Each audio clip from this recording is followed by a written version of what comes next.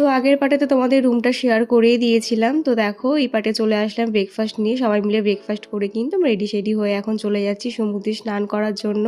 Already আমরা অনেকটাই late হয়ে গেছি, এখন বাজে ঘড়িতে ওই একটা মতো, একটা না দুটো বেজে গেছিলো আমাদের সমুদ্রে নামতে নামতে।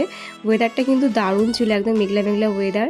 তো বাচ্চাদের একটু খাইয়ে নিয়েছি, সাথে আমরাও খেয়ে দিয়ে একটু ফ্রেশ হয়ে নিয়েছি। তো এখন দেখো সবাই স্নান করার কস্টিউম পরে একদম রেডি।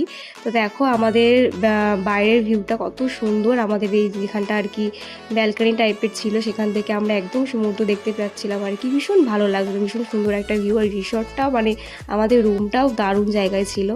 তো দেখো বলতে বলতে আমরা চলে আসলাম সমুদ্রের পাড়ে আর কি। এখানে অনেক দোকানপাট আছে দেখতেই পাচ্ছ, যেগুলো তোমার সাথে পরে এক সময় শেয়ার করবো পরের ব্লগগুলোতে।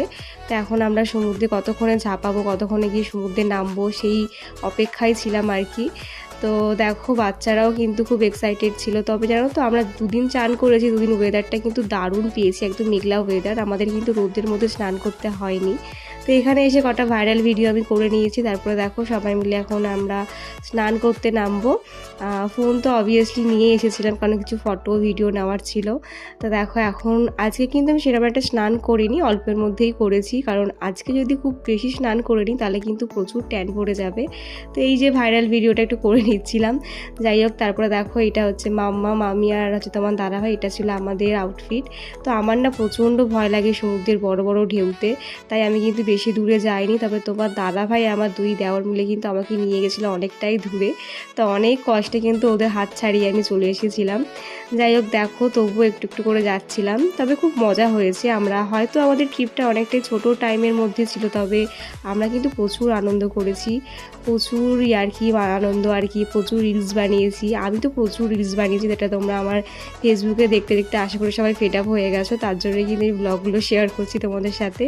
তো দেখো আমরা এখানে খুব মজা করছি। আর আমার ছোটো ননদের মেয়ে, মানে এই যে মানুর মেয়ে মিহি, ও কিন্তু খুব ভয় পাচ্ছিল, যেহেতু অনেকটাই ছোট, তো তাই সমুদ্রের ঢেউ কিন্তু ওর ভয় করছিল আর কি। তো দেখো মাম্মাম তো কোনো ভয়ই নেই ওর মধ্যে, ও খুব আনন্দ করেছে। তো এই দেখো আমরা তিনজন মিলেই খুব আনন্দ করেছি, মানে সবাই মিলেই করেছি আনন্দ। যাই হোক সমুদ্রে প্রায় 1-1.5 ঘন্টা মতো ঝাপাঝাপি করার পর রুমে এসে একদম স্নান টান করে নিয়েছি। স্নান টান করে কিন্তু এখন লাঞ্চ করব, কারণ প্রচণ্ড জোরে খিদে পেয়ে গেছে। আর এখন বাজছিল ঘড়িতে ওই বিকেল 4টে 4:30 মতো। তো যাই হোক, তো দেখো আমাদের লাঞ্চটা দিয়ে দিয়েছিলো। তোমাদের তো বলেইছিলাম আমাদের হোটেলের প্যাকেজের সাথে লাঞ্চটাও ছিল। তো এখানে দিয়েছিল ভাত, ডাল, আর ছিল একটা চচ্চড়ি, আর ছিল হচ্ছে মাছের ঝোল। সেটা দিয়ে কিন্তু এখন তোমার দাদা ভাই, আমি আর মাম্মাম তিনজন মিলে লাঞ্চটা করে নিলাম।